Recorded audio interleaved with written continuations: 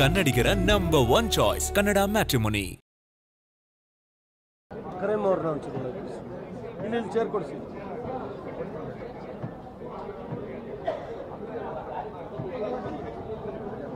ಇದೇ ಪದ ನಾನು ಪ್ರಾರಂಭದಲ್ಲಿ ಬಳಸಿದೆ. ಷಡ್ಯಂತ್ರ ಅಂತಕ್ಕಂಥ ಪದ ಯಾವ JDSನವರಾಗಲಿ BJPಯವರಾಗಲಿ ವಿಧಾನಸೌಧದ ಕಲಾಪದಲ್ಲಿ ಬಳಸ್ತಕ್ಕಂಥದ್ದಲ್ಲ. ಷಡ್ಯಂತ್ರ ಅಂತಕ್ಕಂಥ ಪದ ಧರ್ಮಸ್ಥಳದ ವಿಚಾರದಲ್ಲಿ ಬಳಸಿದಂಥದ್ದು ಈ ರಾಜ್ಯದ ಉಪಮುಖ್ಯಮಂತ್ರಿಗಳು. ನೀವೆಲ್ಲರೂ ಕೂಡ ನೋಡಿದ್ದೀರಿ.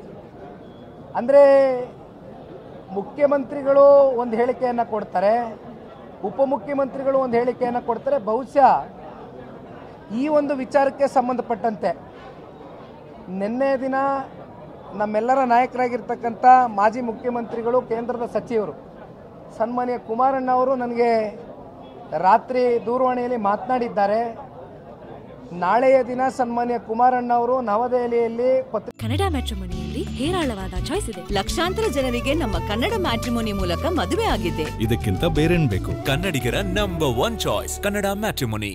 ಗೋಷ್ಠಿಯನ್ನು ಕರೀತಾ ಇದ್ದಾರೆ. ಕೆಲವೊಂದಷ್ಟು ರಿಲಯಬಲ್ ಸೋರ್ಸ್ಗಳಿಂದ ಸನ್ಮಾನ್ಯ ಕುಮಾರಣ್ಣ ಅವರಿಗೆ ಒಂದಷ್ಟು ಇನ್ಫಾರ್ಮೇಷನ್ಗಳು, ಮಾಹಿತಿಗಳು ಸಂಪೂರ್ಣವಾಗಿ ಸಂಗ್ರಹ ಮಾಡಿದ್ದಾರೆ.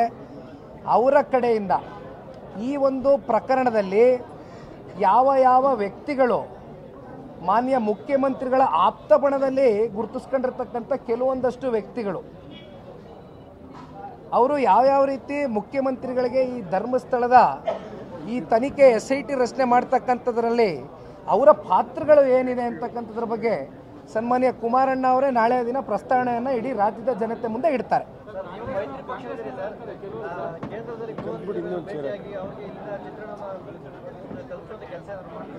ಯಾರಣ್ಣ?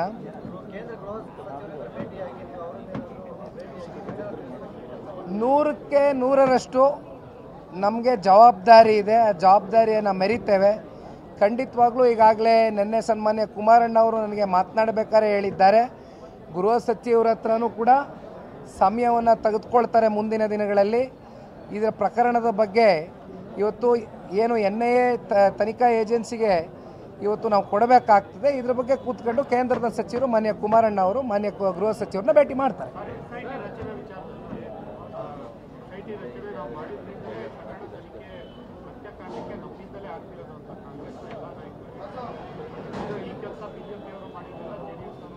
SIT ರಚನೆ ಮಾಡಿದ್ರಿಂದ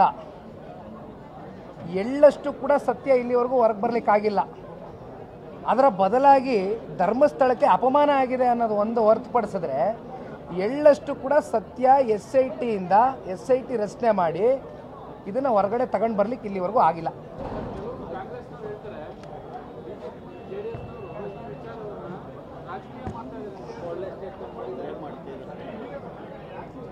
ನಾನು ಪ್ರಾರಂಭದಲ್ಲಿ ಹೇಳಿದ್ನಲ್ಲಣ್ಣ, ಇದು ರಾಜಕಾರಣ ಮಾಡ್ತಕ್ಕಂಥ ವಿಚಾರ ಅಲ್ಲ. ಬೇರೆ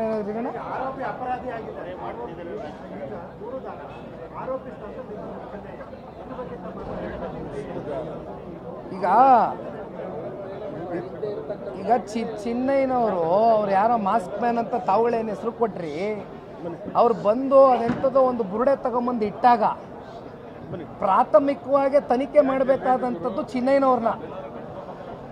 ಅವ್ರು ಏನು, ಅವ್ರ ಹಿನ್ನೆಲೆ ಏನು, ಅವ್ರ ಉದ್ದೇಶ ಏನು, ಅವ್ರು ಎಲ್ಲಿಂದ ಬಂದರು, ಆ ಬುರುಡೆ ಎಲ್ಲಿಂದ ಬಂತು ಅಂತಕ್ಕಂಥ ಪ್ರಾಥಮಿಕ ತನಿಖೆ ಚಿನ್ನಯ್ಯ ಅವ್ರನ್ನ ಮಾಡಬೇಕಾಗಿತ್ತು.